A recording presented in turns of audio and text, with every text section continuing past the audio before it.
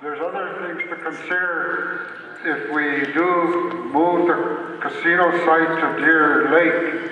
There's fire protection, law enforcement protection. Those are the issues, plus sewage and all that. Those are the main concerns we'll be having. Also, our employees going to work from going outside the reservation. You know, currently right now, the Beltrami County sheriffs are stopping Red Lake members with Red Lake plates left and right. If we move it over there, our members are going to make it to work. So these are all the things we got to consider. We got to be very careful, and we need tribal members' input for what do you want your elected officials to do. We need to hear your voices, like Jody said. Anybody else in the council?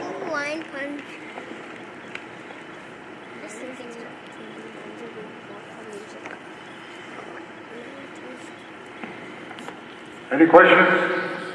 Come on, Chunky. You must have a whole book of questions. Chunky, good.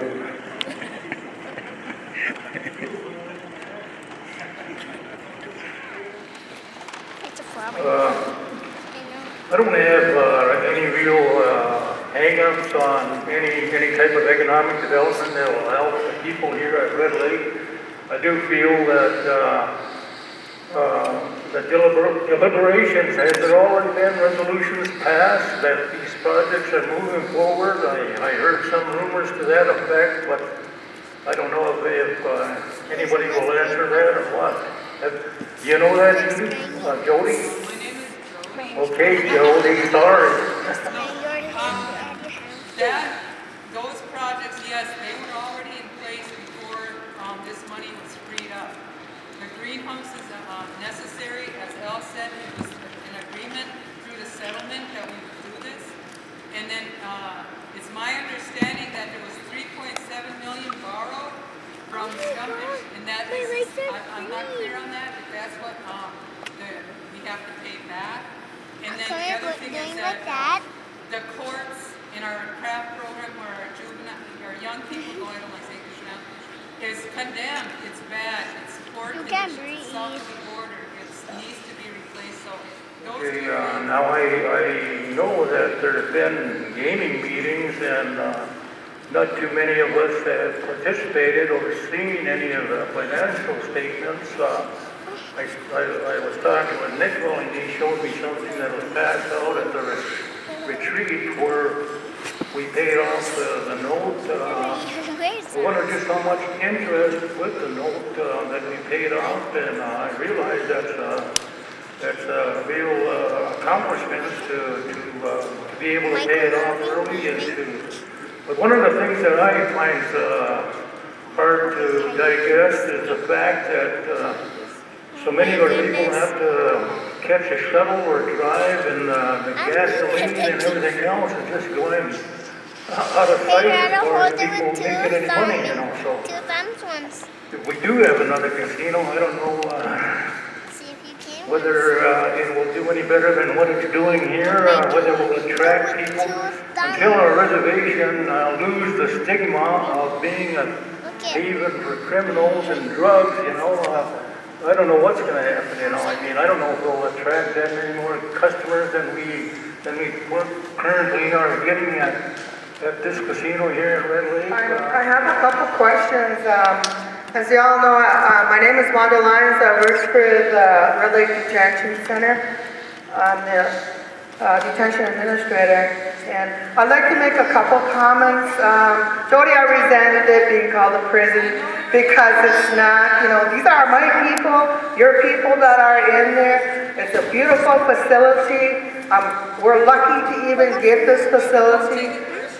I know, but I want you to know how I feel too, because I resented you calling it prison left and right. Okay. Well, anyway, I just wanted to make that clear. But I really think that the courts and the law enforcement, we do need the new facility. Like I said, we were one of the lucky ones, 16 in the country to get this detention facility. When the detention facility was built, They didn't have enough money to build, or it was because in the country the jails were so bad, so the Department of the Interior decided to give us money, so this is what we built. But like we said, when they built it, the U.S. Council made the designs for the courts and law enforcement. It's beautiful. I've seen it, and I really think that we need to move forward as far as getting this done. But I have some concerns concerning this here. Even if it is built, or we do get the money to build on, who in fact are you considering what it's going to cost as far as like operating the facility? Will that come from the Bureau, or, because I know it's going to have to tie into our facility, and we already have that appropriated. So I don't know how that's going to come in. Even the cost for the one-time furnishing the fixtures of the building. Because what has happened right now, law enforcement has put a lot of money, invested a lot of money recently in upgrading their radio system, and we're crowded as far as it is in administration. I'm the only person in detention that is actually in the administrative part. The rest is all law enforcement, and even with law enforcement, they're packed in there. And I know the conditions of the courts. I worked in the courts for 28 years, and I can attest to the health problems there, because I developed health problems, and I've known other people that work there also developed health problems. It's a respiratory problem, and I think it stems from that mold that's in the facility. So, I really feel bad for these people that have to live in there. When I go over there now, it's really depressing, because they're trying to fix it up, but you can only do so much to an old building. And as far as this thing with law enforcement, since it's 2008, and that's the end of their year that they're going to have there, we spend all this money. I read every month. I read in the paper how much you spend as far as like attorneys and stuff. What we spend on them, I don't know. I just see thousands and thousands of dollars, $10,000, $6,000, $3,000, $1,000 being spent on these attorneys.